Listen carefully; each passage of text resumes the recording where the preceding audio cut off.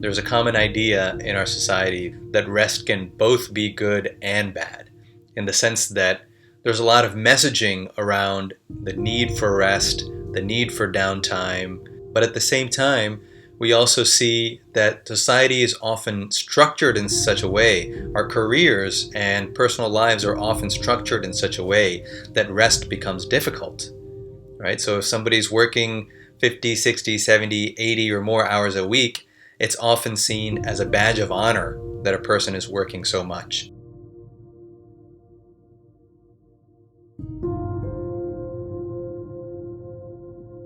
Even if that is coming at the expense of rest and the expense of other aspects of their lives that are important to them.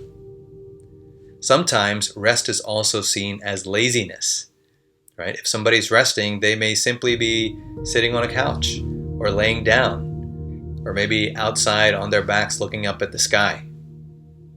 In fact, some of this behavior would even be considered abnormal in some societies, right? So our own interpretation of rest, its value, matters.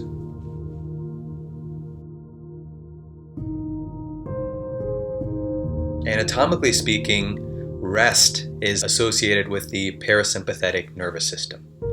You might have heard that the parasympathetic nervous system is in charge of resting and digesting.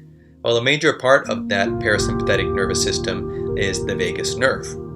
And this is the nerve that travels from the cranium down both sides of the neck into the chest and touches the heart, the esophagus, the diaphragm, and the intestines. And this is why breathing through using the diaphragm and via the vagus nerve can have systemic effects throughout the body.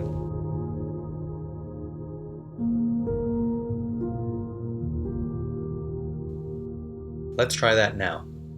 Let's take one easeful, deep breath.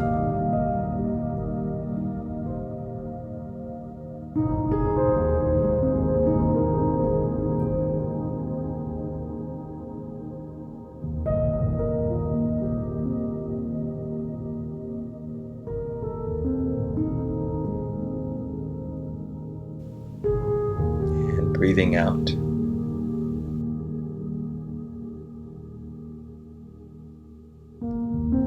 So this kind of rest is always available in just a moment and has effects throughout the body.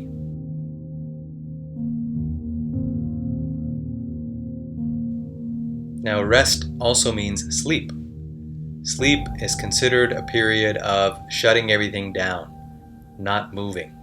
But in fact, sleep is a very active state. The body is still very active internally during sleep, as it eliminates toxins, it fights infections if there are any, it repairs tissue, it consolidates memory. There are many such activities that the body is continuing to perform even as the mind is sleeping.